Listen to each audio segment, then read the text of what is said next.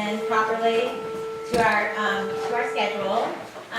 Welcome. Thank you so much for coming. I'm Sydney McCullers. I'm the acting CPO president this year.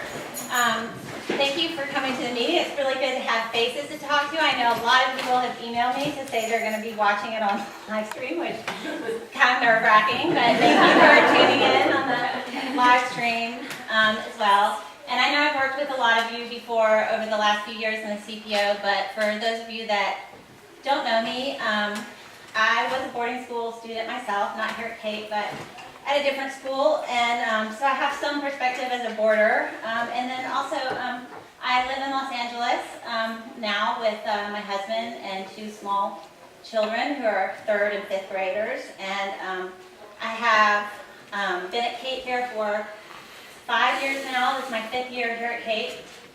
I have a son, Harris, who graduated last year, and he's a freshman at Pitzer, and he's doing really well. I'm very excited about his progress. He's using a lot of his boarding school skills that he learned here to get himself set up and established there, so I'm happy to see him thriving already. And he's a computer science major there, and he loved computer science when he was here. He also was involved in Camerata and in theater, so I had a really diverse experience here.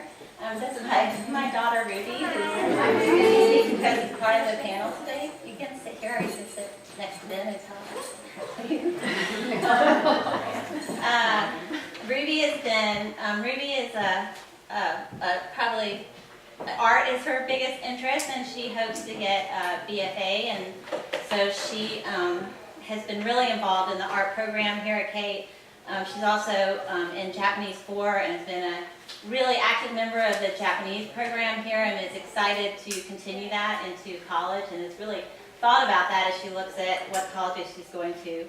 So that's been kind of like my window into Cape through my kids and the programs that I've been involved with since they've been here.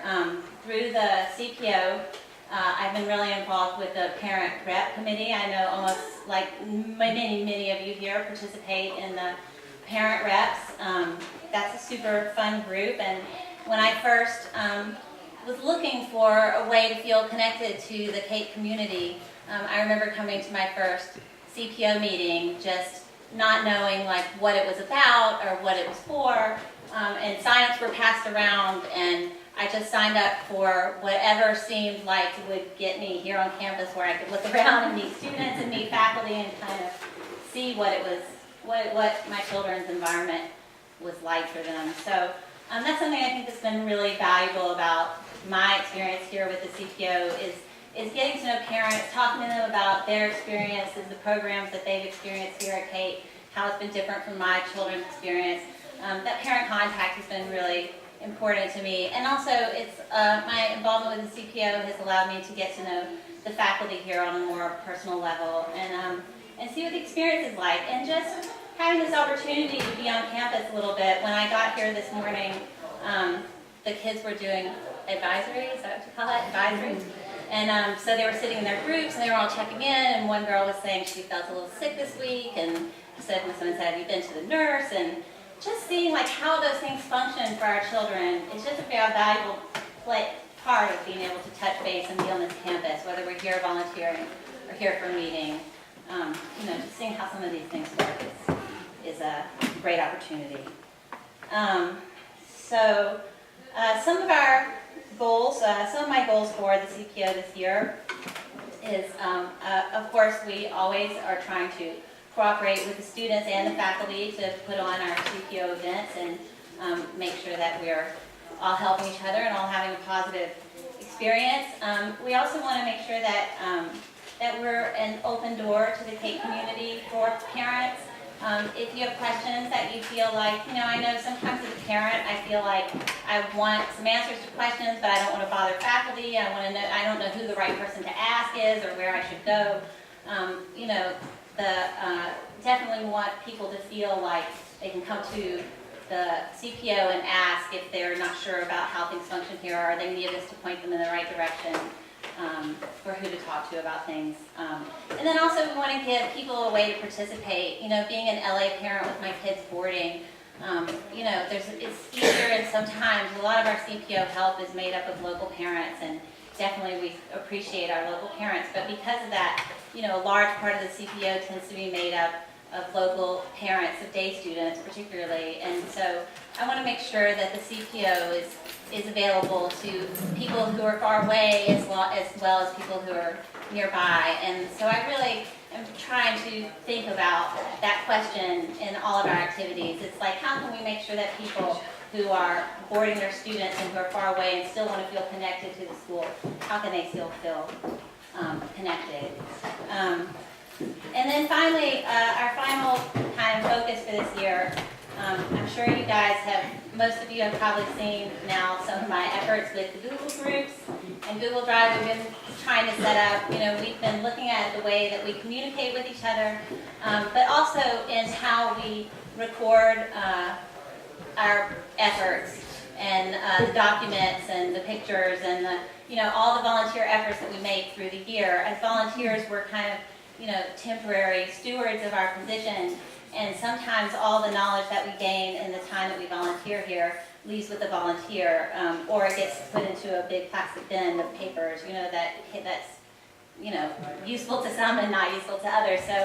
So we definitely are trying to bring things up to speed in terms of looking at the best way that we can get those things that we have digitized, to continue to record everything that we do and to digitize it in a way that it's going to be useful to future volunteers. And to Tracy, a lot of you guys know Tracy Hillier, who's going to be taking my position next year, and so we're just thinking about like how we can keep this going for the future. So, what's yours? Yeah, we can see her out there. Ruby can handle the panel. Hello, guys. Hello. So let me introduce our panel. We have Stephanie Young, who is the head of Learning Centers this year, and she's going to tell you a little bit about what that program is. And also Joy Doyle, who's going to talk about varsity art. You know, a lot of you are familiar with our after-school sports program, and during those hours, a lot of kids participate in sports. But there are also a few options for kids who don't do organized sports, like my daughter. So she's done every kind of non-organized sport that there is, but she's also done these programs, which are really interesting.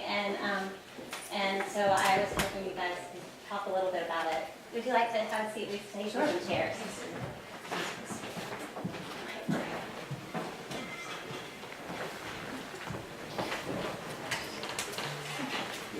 Stephanie, you can take your chairs. Okay, yes, okay. So Stephanie, can you get started with a little bit about Learning Centers? Sure. Thanks for having us this morning. Well, I run it. Will Holmes is sort of our public service head here at the school, and so he does a lot of the overarching planning and setting up the relationships with the community. So primarily, we work with the Aliso School on the other side of the cart, Casas de las Flores, and Dahlia Court, which are two of the planned subsidized housing communities here in Carpenter. And both of those properties have a community center where local elementary school kids can come to get help, tutoring help with their academics in that sort of crucial moment after school. A lot of the students are primarily, their parents are primarily Spanish speaking at home, and so the students provide kind of a crucial sort of bridge between what they're learning in the classroom and sort of reinforcing those concepts in sort of a way that is able to navigate the language barrier that often persists when they get home. I think on the one hand, what I love about the program is that it connects Kate to our broader Carpenter area community, which I think is so valuable in keeping us connected not only to local populations, but just sort of broader issues that surround us in the world. And I think also it's really neat to get to see the students kind of come out of their shells and not only develop these meaningful relationships, just like kind of a one-on-one social connection with the kids, but also as they sort of continue to grow as learners, right, they're actually learning how to teach concepts to the kids, right? And so, we all know that we often learn best by teaching. So even though there are concepts that they, mastered a long time ago, even just going through those routines is really, really helpful. One of the most beautiful things that I've seen, and granted, I only get to do this spring trimester, Miss Zamore does fall and winter, but you do, sometimes I get to interact with the students who've done it for more than one trimester, and you really do get to watch those relationships develop, and they're so excited. They'll ask for different students by name, like, oh, is so-and-so here today? And so, those moments are genuine, and I think they enrich, everyone involved. So, so far this is my third year. This will be my third year doing it, and it's been great. Thank you, Stephanie. And Joy, would you like to tell us a little bit about the Varsity Art program? Sure. So the previously known as Varsity Art, currently known as Independent Art Program, is in its 4th year this year, and this is also my 3rd year at Kate, so it'll be my 3rd year sort of running with it. And we've got it dialed pretty strongly right now. It's a space for students who feel passionate about an art project. I use art in quotation marks because students are coming up with things that we as faculty advisors to the group, myself and John Swain, sometimes their projects lie outside of the bounds of a typical art project. So in the past, we've had students code, create apps, and then more traditional projects like painting, drawing, sculpture, ceramics, musicians. We have a few students right now recording some albums, working collaboratively with one another. And really it's a place for students who have an idea or are passionate about something to see it from conception to completion. So sort of removing the teacher in a traditional sense and having them really take charge. And in a lot of ways it's a really inquiry process where they're sort of coming up with, I like this thing, and what can I do with it? And then by the end of the season, it's about 10 weeks, they host a show that they organize, plan, and set up together. The art part of it is really important, but we also like the team part of it, or the individual art. The individual art is really important, but also the team and sense of community that they find in other people who have passions similar or dissimilar to theirs is also really important. So we spend time 3 days a week getting some form of exercise with one another, whether it's just a walk down and up the hill, whether it's playing a game. We've played pickup soccer in the past. We're talking about playing tag pretty soon, just to sort of have some fun. It separates out from sort of the classroom environment to that, sense of community, really. Just that they're not just working individually, but we're doing things together and supporting each other both in and out of the studio. So I love it. It's one of my favorite parts of being here. Thank you. And can you guys start, each of the students, and talk about which of these programs that you've been involved with, and if you were in Varsity Art, what you created?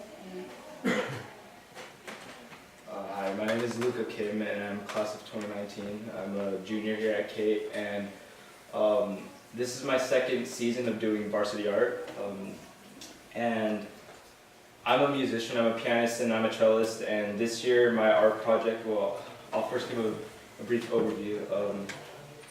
It's connected to my summer. This summer, throughout, by winning competitions and being a part of competitions at the state and national level, I was recognized to be one of the 2 students, one of the 2 American representatives to go to Poland to perform and to be part of master classes with the piano. And throughout my experience at Poland, it was honestly a really life-changing experience for me. I got to work with world-renowned pianists, have master classes with them, perform over 20 concerts in like 3 weeks in Poland, in different cities. Basically, just touring around Poland, it was an amazing experience. And throughout my stay in Poland, I really fell in love with the music of a composer whose name is Frédéric Chopin.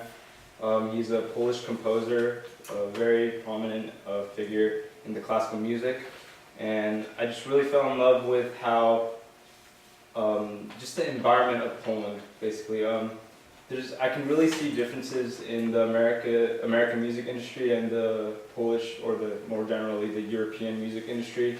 I can see a lot of, the majority of the people in Europe, they have a sense of what their classical musicians are, like who they are and their traditional values of it. So everyone connects back to like the music of, in the case of Poland, the Frédéric Chopin, and I mean that's one of the biggest reasons why I just fell in love with the music industry and the culture, again, the classical music of Poland. And because I was so fascinated by the music of Chopin, this season I decided to concentrate on his music and delve more deeply into his music. I might be playing some of his pieces or just learn the background of his life and how it connects to his music, because that's really what, I mean, nowadays music, I'm sure it applies to that, but also back to classical music. Really the life of a composer really is connected to the music, the type of music that he's creating. And that really interested me throughout my trip in Poland and to this day. So that's the project that I'm carrying out right now, is to study more about Chopin's life and how it connects to his music. And why I decided to do varsity art, I would say there's two reasons. First is obviously to continue my passions in such a close-knit community like Kate. I'd say, I mean, we're living in a boarding school. There's some restrictions at Kate. It's really busy. It's a high school. And I mean, ever since I was young, my biggest passion was music, playing the piano and cello. And just being in a close-knit community like Kate, it's kind of hard to find extra time to practice my passion. So that's why I decided to head into the varsity art program, to make some time and space to practice my passion. And the second reason is basically to learn. I mean, varsity art, it's a program not about your own specialty, but like Ms. Doyle said, it's like, I would consider myself as a team sport really, because you're not learning something by yourself, you're learning through the vibes of other individuals in the club, so, not the club, but the activity. So for an example, I'm not learning something about Chopin while I'm doing this program, I'm also learning like from the studio. I might head into the studio one day with a friend who's working in the studio and just learn a lot of new things. So it's not about the individual extracurricular activities, it's more about like the group vibes and how you can sustain yourself through your activities and how you can connect with one another through their other activities. Thank you. Elizabeth? My name is Elizabeth Lee. I'm also class of 2019, a junior. And freshman year, I participated in Learning Center in the winter trimester, and last year I participated in varsity art in the winter trimester. And so I've done a little bit of both. And so I'll start by talking about Learning Center. So Learning Center for me was a really valuable experience because the relationships that you build with the kids in like Obiso and Dahlia Court and all the places that you go to, it's actually very precious to see like their faces light up and like to see them understand the problem when you explain it to them. And I think that it's like a very valuable service that Kate provides to the community at CART and a way that they interact with CART. And I don't know, I just found it, and like going together with a group of other students, like all together, like you kind of build like a sense of camaraderie with your classmates and with the community here even. And so I found it to be a very valuable experience to me. And I don't know, I feel like it also taught me some leadership skills, like helping out with the kids and like helping get them under control when it gets a little too loud or something like that. Yeah, for me it was a great experience. And for varsity art, like Lucas said, like it's not just like, the most valuable thing about varsity art is not just being able to make your own project, but also getting to see what everyone else makes and getting to experience their art and see their process as well. And well, for my varsity art project, I focused on animation, and I made about like a 30-second stop motion animation with clay. And yeah, it was like, to get that time is very valuable because here at K, like you're constantly doing something. You like you wake up at 8 a.m. and you're busy all the way until you go to sleep at 10 or 10:30. And so it's very nice to have that time to focus on your art and to really like build your portfolio. I'm Ruby McCullers. I'm a senior, and I've participated in both Learning Center and Varsity Art. I've done Learning Center every year I've been here. Well, and then I intend to do it in the winter trimester, so I've done it 3 trimesters. And then I've done varsity art for 3 years. It's the sport I'm currently in. Yeah, and I'll start with Learning Center. Learning Center is really fun, and it's really nice to be able to spend time with the kids, and they really appreciate your time, and it's really actually heartwarming. Like, a lot of them want to give you gifts and things. Like, I've had a lot of drawings done for me, and I think one of them gave me like a bracelet she beaded. Like, they're just really sweet kids, and it's really nice to be able to spend time with them. And I think you do learn a lot through having to figure out what the best way to teach them is, because sometimes you'll go through like 4 times trying to explain a concept in their homework and they just won't get it, and so you have to just keep going and keep trying new methods and just keep trying to figure out what's going to make it click for them, and then having them finally get it and then be able to do it on their own is really rewarding. There's something else I was going to say. I forgot. Oh yeah. Also, like, when I was a kid, I remember that having like older people, especially like older kids, like respect me and treat me like a person or just be friends with me. Like, it really meant a lot to me. So I think it's cool to be able to provide that for the kids there and just try to be their friend, but also help them learn. And I think you make a lot of really good connections with the kids there, especially if you're in the program for a while. For varsity art this trimester, since I'm applying to art school, a lot of art schools require you to do home tests, which are tests specifically for the school. Not really tests, they're art pieces that you have to create based on prompts that the school gives you. So that's mostly what I'm focusing on varsity art right now. And it's really useful to have that extra time to work on my portfolio and just work on these specific projects, because you really get to decide what you do in varsity art, and so you just get to follow that that idea that you've had for a really long time, or just something that you want to get done that maybe you wouldn't be able to do in your regular art class. Or some people take a lot of classes or want to be more involved with the music program and don't have time to take art classes during the day, so it's a nice extra time to be able to work on what you want to work on and really have that time set aside where you just focus on that. Thank you, Ruby. Does anybody have any questions for our panel? About how many students participate every trimester? It varies trimester to trimester, depending on the student. My first year, we had, I think, 7 or 8 students in independent art, varsity art, and last winter there were 20 students. Right now we have 11, so it sort of fluctuates, but anywhere from 10 to 20. Of course, we want to accept as many people as we can accommodate, without sacrificing that ratio of adult to supervisor or mentor to student. So. Excuse me, in this learning center we have 1 driver and 1 Yukon, so it's limited to about 7. But it actually, as a size, it actually works out well.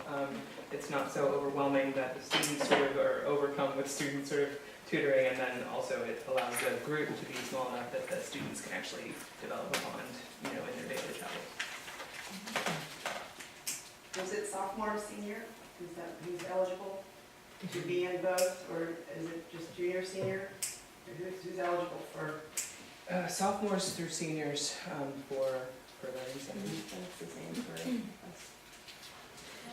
Is there for the learning centers, is there an opportunity for them to get exercise after school too, or does that not work in right now? Currently, it's not part of the program for that, but as our sort of afternoon programs are set up, most students, it's only 1 season, and so there's still, there's a little bit of a break, but it can also sort of be nice as the season sort of recover from the,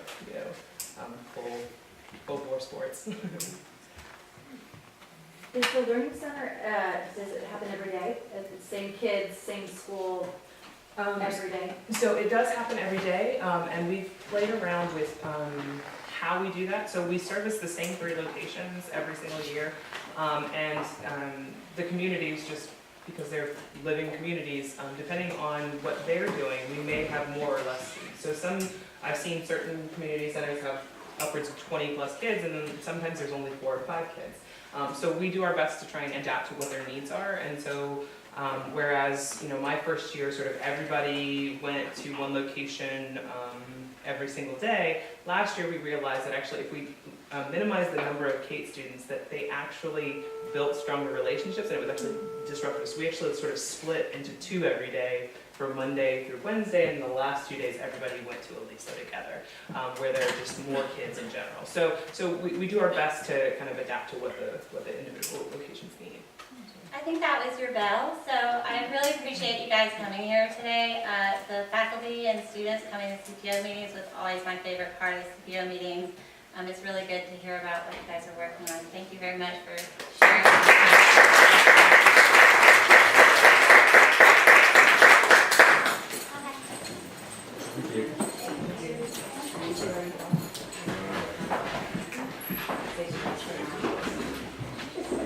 So Ben, I have you up next as giving us kind of a... Is your second favorite? Yes, yeah, my second favorite part. My second favorite too.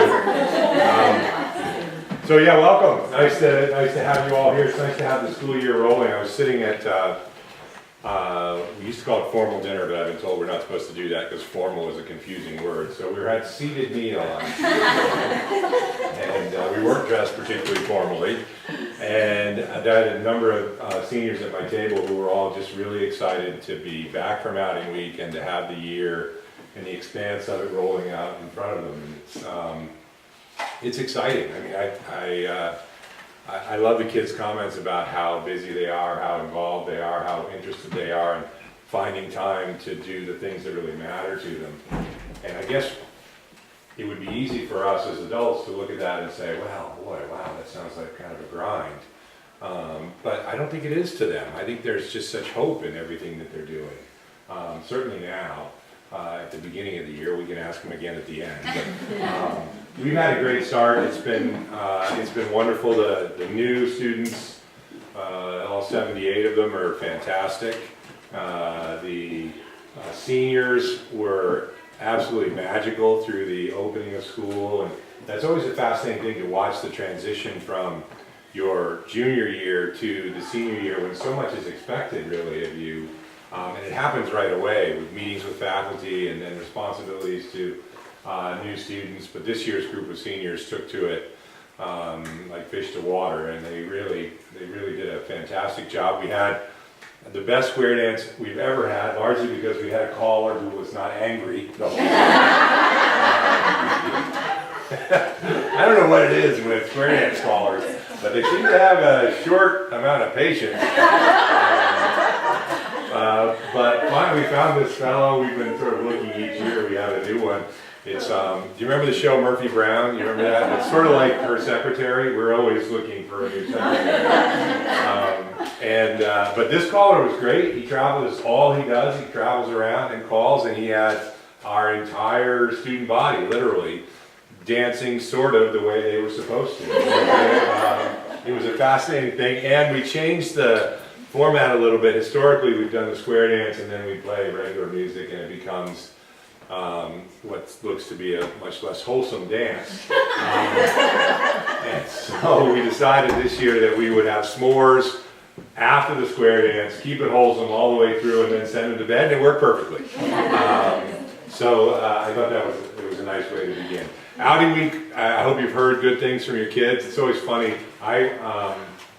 We got back on Sunday night, and I had an early, I don't know why I scheduled this, but I had an early conference call on Monday morning, so I walked up to my office early on Monday morning, and it's one of the only times I've ever walked this campus where I was absolutely certain that every single other human being on the campus was asleep. It was really kind of neat. Yep, there I can hear the snores. But the week went well. We didn't have any significant mishaps. We were talking about, in the context, of course, of all the conversations that are going on now about storms and drought and all the various things that are afflicting our country and the world. And for my first 12 years at Kate, we never had to make a single adjustment for outing week for anything. We didn't have a fire, we didn't have a flood, we didn't have anything. It was just everything went according to plan. For the last 8 years, we have had to adjust at least one trip every single year. And I don't know whether that's, you know, accident, it's hard to know. I remember that there's that great line, if ever you read Snow Falling on Cedars, that accident rules every corner of the universe except the chambers of the human heart. Accident is leading to lots of fires and lots of water and all kinds of things. The freshmen were the only ones who were affected by smoke, and so we were careful and adjusted that trip. Usually in the afternoon, the smoke came in. We were worried about the high water because of the huge snowpack, but for both the freshman and the junior trip, we sent extra safety ropes and assorted other things just to be sure that all went well. It did. We were able to get everybody in and out. The junior trip, we did have to make a pretty significant adjustment, but that too went fine.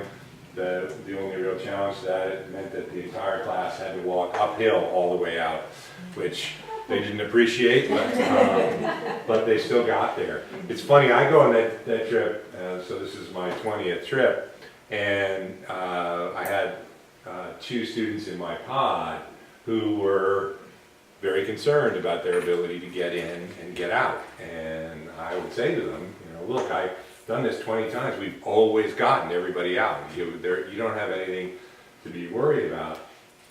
But on the way out, the last day is about 7 miles long, 7 miles of hiking. And you camp at about, I don't know, about 9,000 feet. And then you go over, you know, it's about 10,500 or something like that. And it's pretty much, you know, up the whole way. And so when you get to the top, and the top of it is this place called Trail Pass, and that's where generally, you know, everybody just gives in to every emotion they've had for the last, you know, 40 miles. It's also where we have our Snickers bar, and, you know, we just sort of, we made it. And one of the students in my pod said, you know, Mr. Williams, there are plenty of moments where I've felt taxed and on the verge of like a breakdown. But I've never had several of them simultaneously while walking. I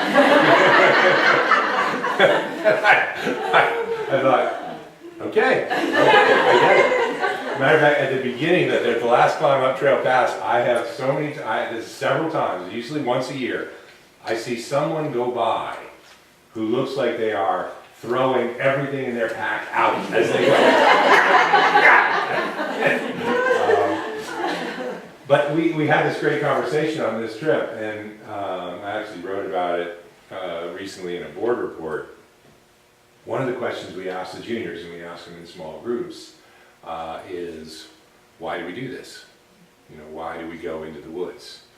And the answers are actually, they're all good answers that you get from the kids. It's, you know, to push ourselves, to do something that we wouldn't do on our own, to find out just how lucky we are when we're not in the woods. You know, all of those kinds of things. And the thing and I think those are all great answers.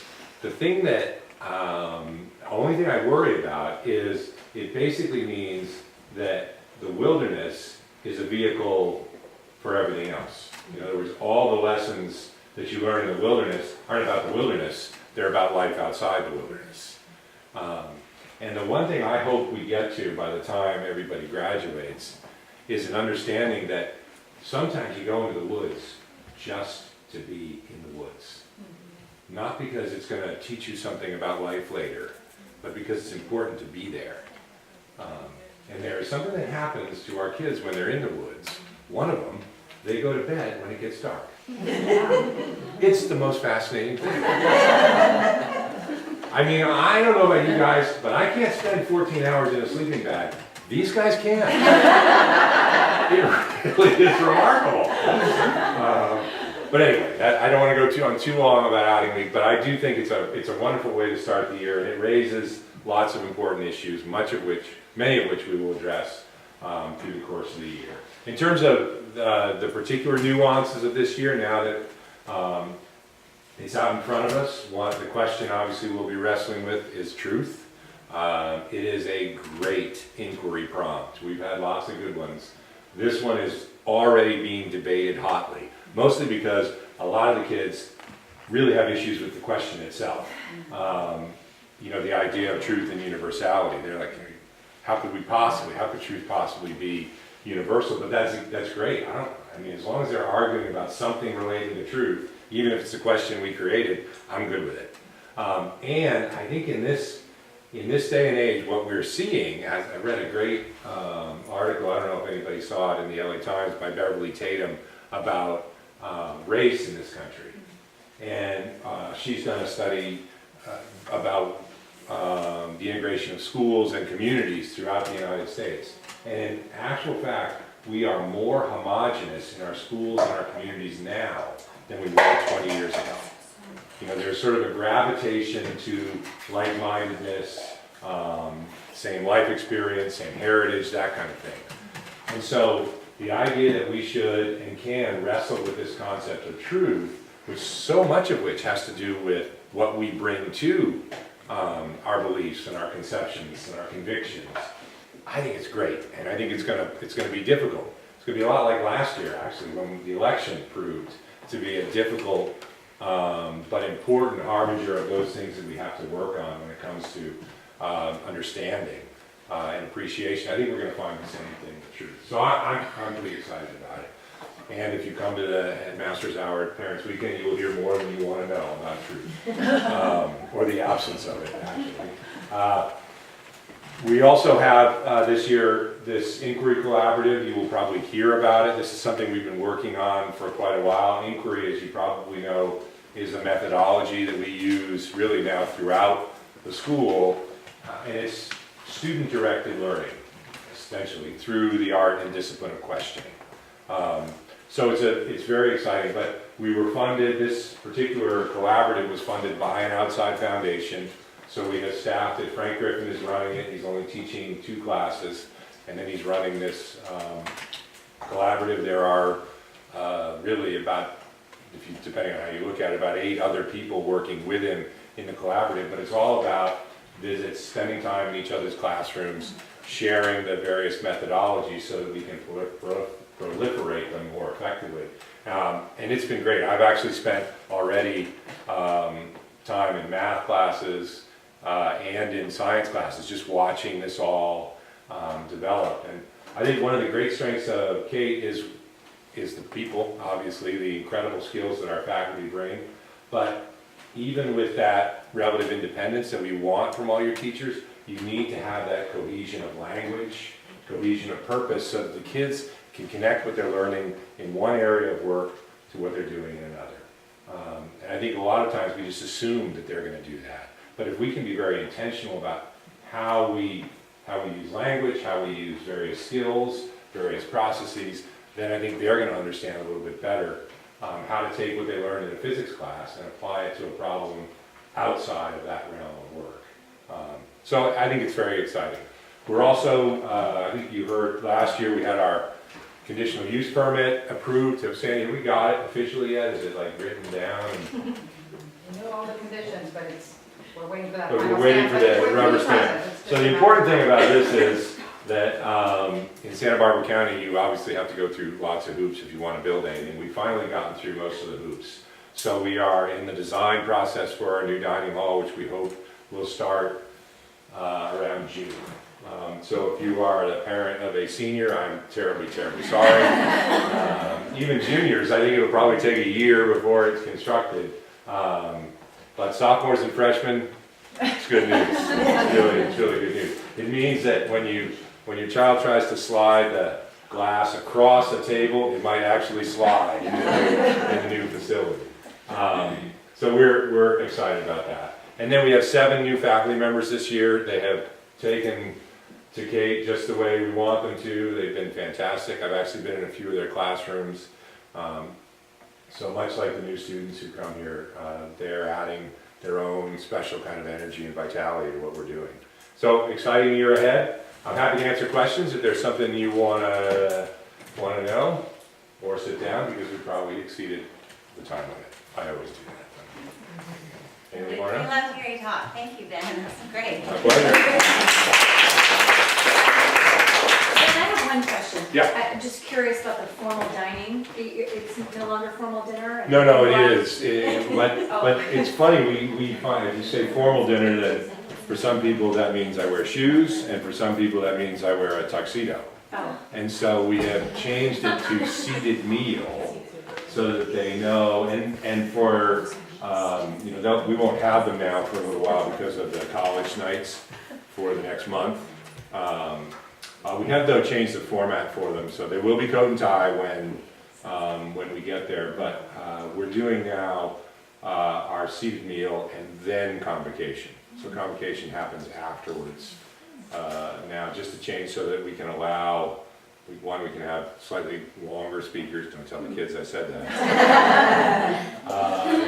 Two, it means we get together for the meal and then we go to the talk, and we just think that'll be a nicer.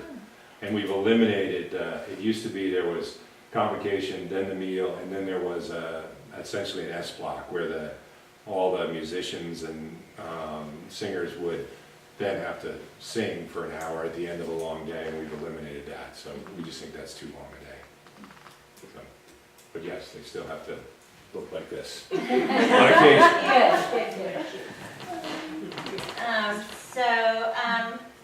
I just wanted to talk for just a brief moment about the Google Groups and Google Drives. I know some of you are familiar with, we were using Parent Square a bit last year, and we had some success with that, but the school has asked us, we're trying to streamline a little bit the amount of platforms that we're using to communicate. So the Google Drive and the Google Groups can be under the umbrella of Veracross and what Kate is already using in their communications. And so we're making an effort as a CPO to do that, to streamline communications and make it easier for Kate. It also means that they'll be able to be the administrators of those accounts, and so when I'm done with my tenure as CPO president, I'll be able to hand that account over to the next person, and they'll have all the work that I produced this year available to them.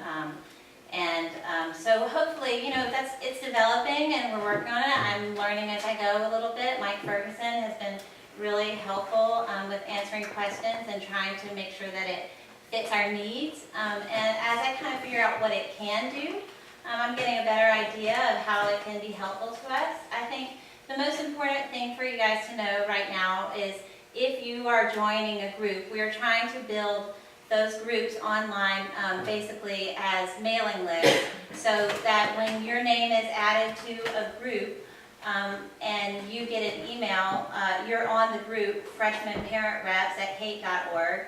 Everyone who joins freshman parent reps will be a member of that group and will receive emails about the happenings of that group, whether it's asking for volunteer hours or asking for donations or giving you updates about where the committee is meeting.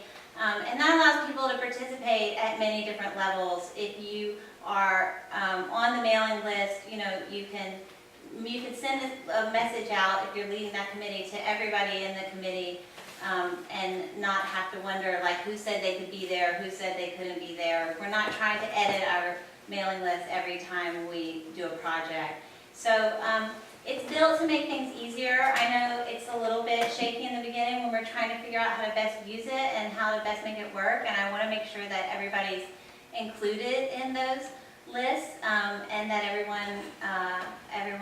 I sent out invitations to start with, and some people saw those and some people don't. So now what we're doing is we're going to pass around right now the list for some of the upcoming events, and if you put your name on the homecoming list, it doesn't mean that you're signing up to be there for homecoming. It means that you're signing up to get any notifications about what our needs are for homecoming. And so you'll be a member of that committee, and we will let you know what our, Mike says we can send out sign-ups through this or surveys, so I'm not sure how it's going to best serve us yet, but if you're on that list, you'll be getting all the information that pertains to volunteering for that committee. So if you have any further questions about that, or you want to talk about it more, we're I'm trying to figure it out and make sure that it works for everyone. So let me know if you're having a problem with it. I'd be glad to talk about it more. The flip side of this is or the second piece of this is the Google Drive, which will hopefully really help us get the things out of the plastic bin that I mentioned and online, so that those things are accessible to everyone in the committee, and that those things, and that the new things that we produce and the conversations that we're having about our projects, pictures that we're taking of the projects after we completed them, decorations that we used, resources that we, vendors that we might have used for the project, all of that will be able to be part of our Google Drive. And we're working on the best way to organize that so it's accessible to committee chairs, and so that volunteers going forward can have the benefit of seeing how things were done before. Are there any questions about the Google Groups or Google Drive? Yes. Sydney, I just wanted to add that with the Google Groups, you can always unsubscribe if it's getting to be too much for you or you want to leave the group, message Yeah, board. that's a really good point. I actually, thank you for reminding me, because I did want to point out, at the bottom of every message that you get that says that it came from that message group, there will be a little, postscript saying, where you can click on it to go to the web-based message board and look at all of the history of the messages about that committee. Or you can unsubscribe, as Susan mentioned, if you decide, like, this committee is not really doing something that I can be helpful with, or I don't want to participate anymore. You can just quietly remove yourself from that group, and that's fine to do too. So kind of what we're trying to do is make it easier for people to opt in and say they want to hear about committees and the committee needs without having to survey the entire Kate parent community every time we have needs. So, yes. Say I do blood drive, so I have to send something that goes out to the whole Kate community.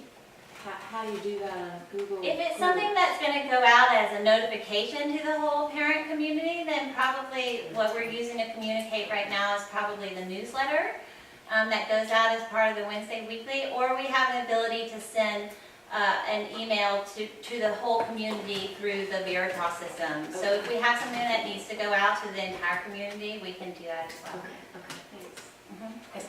Sorry, Cindy, can I just add one? Yeah, go ahead. Just in case the number of communications get overwhelming for you, there's an option at the very beginning where you can select to receive all the daily summaries of all the messages related to one topic, or you can elect to receive emails at every time somebody posts. So that's depending on your preference. Right. So that's Some of the benefits I've seen of that is, as we just finished, Susan's going to talk about in a minute, the Outings Goodie Bag project that the parent reps just completed. But, when we're trying to, first of all, for her, who chairs all of those committees and tries to oversee what everyone's doing and make sure that it's coordinated, I'm trying to make sure that everyone stays on those individual email chains, that everyone gets the updated information when information changes. There's some things that slip through the cracks there. So we're hoping we can address that through these groups. Hopefully that will make things more helpful. And yeah, right now there is some doubling up where people are using individual email chains in addition to the group. And certainly, if you have something that you just want to ask your friend, I'm not saying you have to use the group for every communication with other CPO members, but if you have something that you know is relevant to the group or that needs to be part of the long-time record, that should be you should try to utilize the group email address. And I definitely will be touching on this again at future meetings because, like I said, it's a work in progress, and we're trying to figure out how it can best suit us. And Mike has volunteered to also answer any questions that people have. If you don't understand something about how it's working for you, I can help you, or I can refer you to Mike, who's really helping us fine tune it so that it works for everyone. So. Okay, great. And now I would like to introduce Jay Dorian, who is going to talk a little bit about homecoming. Is he here?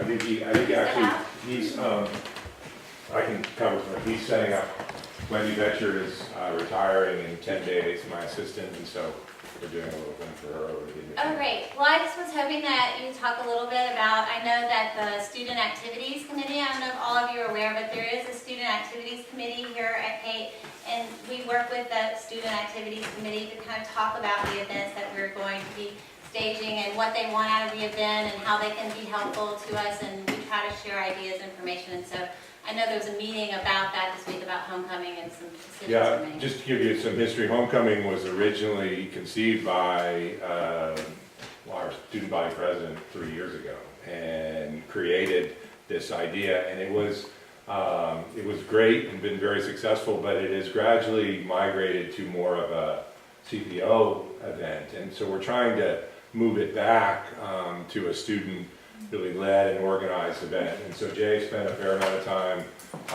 with Suzanne Deerdorf, who's one of the parents who's going to run it, and with the activities committee. We have an understanding it's going to happen on the 14th of October. There will be a spirit week that precedes it. There has been some concern that it always follows, the only game on that Saturday is a football game, and we didn't want to give undue attention to the football game, but really it'll be a week's build up, and there are contests all week.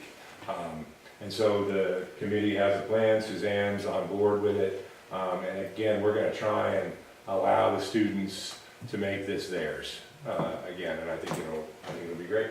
Yeah, great. And on that note, I'm going to pass around this homecoming clipboard. And so this will be for that Google group that I just mentioned for homecoming. So it'll allow Suzanne Deerdorf and also Kim Blankenhorn is co-chairing with her that committee. It'll allow them to be able to contact everybody who's willing to help them out with that event, whether it's donations or volunteer hours, or even if you're just volunteering to hear about their needs.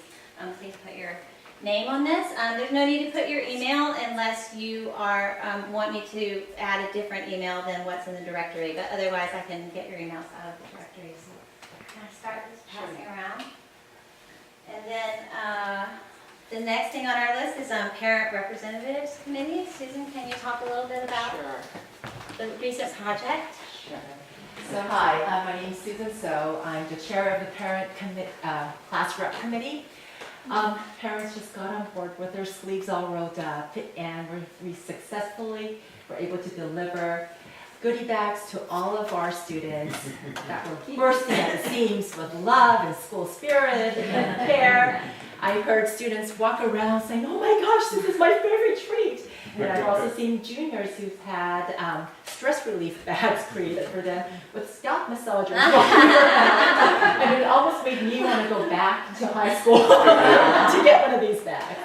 So for those of you who are new to the community, the class reps are a group of parents who volunteer to organize and plan goodie bags just to bring a little bit of home back to our kids on this campus, and just to make them feel that they're being taken care of and that they're loved and appreciated. So we have many more opportunities for you to join our group. The next event that we're planning is the Halloween goodie bag, which I know some of the parents have already jumped on the planning stages of that. And so if you are interested in hearing more about what we have planned or wanting to get involved in this, please ask Sydney to get your name added onto our listserv, or please come and see me. So thank you very much, and a special thanks to all the coordinators who volunteered to coordinate the welcome back goodie bags, and a special thank you to all the 9th grade parents, many of whom are very new to the community, and they just came running in to help out. I know our Kate's kids are amazing, but our parents are just as amazing. The apple does not fall too far from the tree. So thank you to everybody that came out to volunteer. Thank you, Susan. Next we have Danielle with to tell you a little bit about Faculty Appreciation Committee. Hi, my name is Danielle Huerta. Gabe Brown and I are co-chairing the Faculty Appreciation Committee this year. And we have 4 great events planned to help celebrate our faculty. And we'd love to have your help, either volunteering at the event or by donating food or drinks or other goodies. And the first is going to be a Halloween lunch on October 27th. And then we're going to have a always popular cookie exchange in December, a Valentine's event, and a Cinco de Mayo event. So I'll be sending around a clipboard. If you could just give me your name, I'd be happy to add you to our Google group. If you happen to know your calendar, I have some dates on the sign-up sheet. You can sign up for individual activities as well. So really appreciate your help, and I think last year at all of the events, the faculty really felt like they were fun, and they allowed the faculty to get together at each of these events and talk to another adult, maybe when they don't always get as much time to do that as they would expect. So I really appreciate all your help. Thanks very much. Oh, good question. Yeah, I have a question. Last year, a few of us organized an event for the facilities folks, the maintenance people, at the end of the year with the senior class. And I was wondering if you guys might consider folding that into this faculty committee. I think it's a great idea. I need to check with the higher ups in the CPO. Yeah, I remember think it's that great. event. That was very successful and much appreciated. So I will definitely push that question forward. I think that's a great thing to continue. Yeah. Cool, Great. thank you. Thanks. Yeah. Great idea. And then the last order of business I have are just, there's a couple of open positions that we have in the CPO. You know, we kind of started with sports booster, and we were having trouble kind of deciding exactly what that needed to be or who could do it, or, you know, but I think we've gotten a little bit of a better idea of how that can be developed. Jessica met with Wade, who's in charge of all the organization of the athletics, and he had some ideas about how basically there could be teen parents who helped him by maybe providing one snack for the team, or perhaps creating a roster of all the athletes on the team. So there's some things that you could do if you have a kid involved in sports and you're interested in being a parent for the team. Please let me know, because we're going to just experiment with building that out. And then we definitely could use a chair if somebody is interested in kind of coordinating all those people and making sure that all the teams have someone, and or that all the people who want to do it are matched with teams. If anyone's interested in that position, are you interested in your question? sports person, so I would be. Oh, fantastic. Great. I love talking more about that.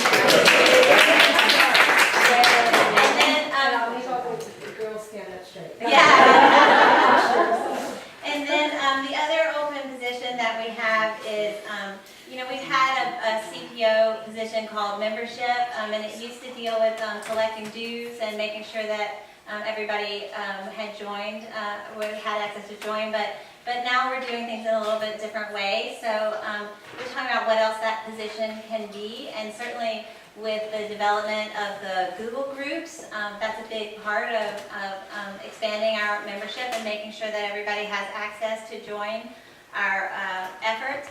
So if anybody feels like they are somewhat computer savvy or willing to learn that system, preferably someone who doesn't have a only senior this year, because I would love it if that person would be able to stick around and help Tracy next year. And kind of learn what we're doing here and be able to carry that work forward. So if anybody feels like they would like to help with that, please contact me. If you're watching online, you're computer savvy enough to see this, so please. It's